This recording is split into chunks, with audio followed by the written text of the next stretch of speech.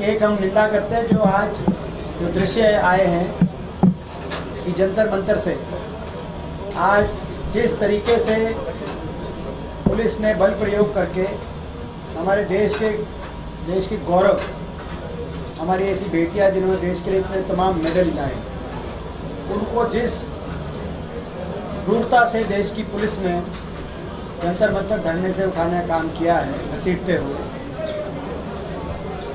उससे लोकतंत्र शर्मसार हुआ है। और वो सरकार की घमंड और अहंकार के प्रतीक के रूप में ये कार्रवाई आज हर प्रत्येक देशवासी को इस कार्रवाई से ठेस पहुंची है। हम इसकी निंदा करते हैं। हम देश की बेटियों के साथ हैं। उनको जब तक न्याय नहीं मिलेगा तब तक हम देश की बेटियों के, अपने खिलाड़ियों के साथ हैं। हुड्डा साहब के नेतृत्व की तरफ लोग देख रहे हैं, ये मैं ऐसे ही नहीं कह रहा था।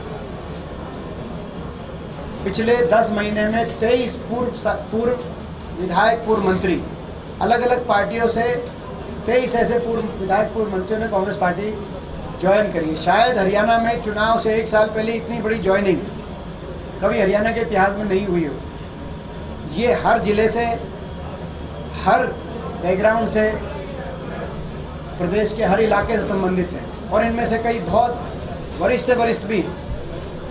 तो ये आप अंदाज़ा लगा सकते हैं जब कितनी ज्वाइनिंग, और ये केवल मैं पूर्व विधायकों की और पूर्व मंत्रियों की गिनती बताई, लेकिन हर रोज़ कांग्रेस का परिवार मजबूत हो रहा है। जैसे आज भी हम फतेहाबाद आए, तो जुगलाल टुटेजा जी जो वहाँ के पूर्व चेयरमैन थे नगर पालिका फतेहाबाद के, उन्होंने ज्वाइन किया सभी साथियों के साथ। तो हर रोज़ ज्वाइनिंग हो रही है। कांग्रेस का परिवार बढ़ रहा है। हरियाणा में लोगों के मन में बदलाव, लोग बदलाव चाहते हैं, लोगों ने मन बना लिया है। बीजेपी जेजेपी जारी है। चौधरी भूपेंद्र सिंह हुड्डा जी के नेतृत्व में कांग्रेस सरकार आ रही है।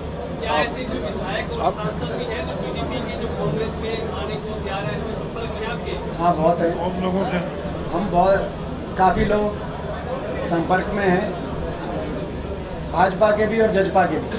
जनसंवाद में मुख्यमंत्री का बंधक बनाया जा रहा है। हाँ, तो बहुत लोग संपर्क में हैं। समय समय पर देखो, हमें भी, हम सारे आज ही पते कर दें तो 1 साल तक अभी चुनाव, तो आपको समय समय पर हम ज्वाइनिंग कराते रहेंगे और जो है समय पे बताएंगे। आप उससे पहले क्यों बताएं, मगर हाँ, बहुत लोग संपर्क में हैं। हमारा संगठन, जो कांग्रेस में गुटबाजी है उसको कैसे? कोई गुटबाजी नहीं है।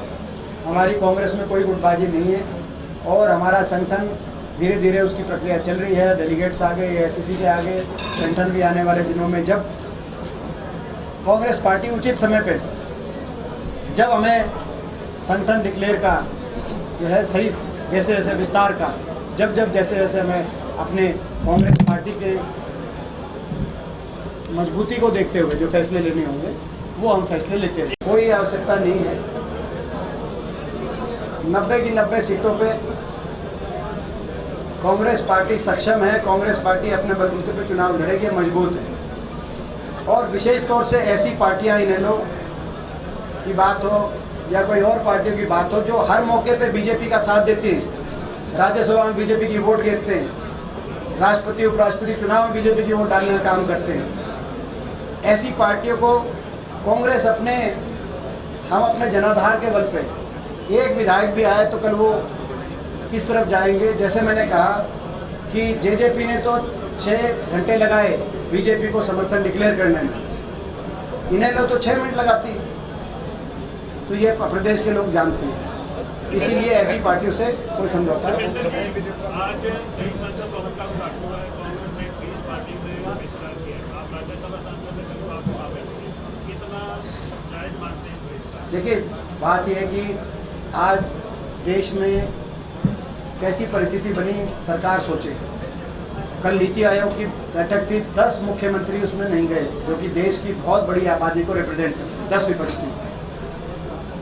कभी प्लानिंग कमीशन की बैठक हमारे यूपी के समय ऐसा नहीं था कि कोई भी एक मुख्यमंत्री, यहाँ तक कि जो अभी आज प्रधानमंत्री है मोदी जी, वो भी हर बैठक में सारे देश के सारे मुख्यमंत्री, देश की सरकार कहीं ना कहीं गरिमा, लोकतंत्र की मर्यादा रखते हुए सबको साथ लेके चलने का प्रयास होता है।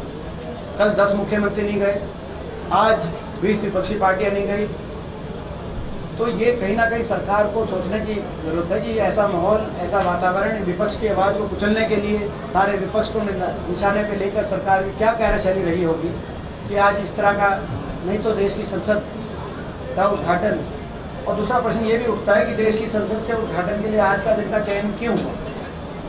क्या राजनीतिक दृष्टि से देखा गया इस देश की संसदीय परंपरा को?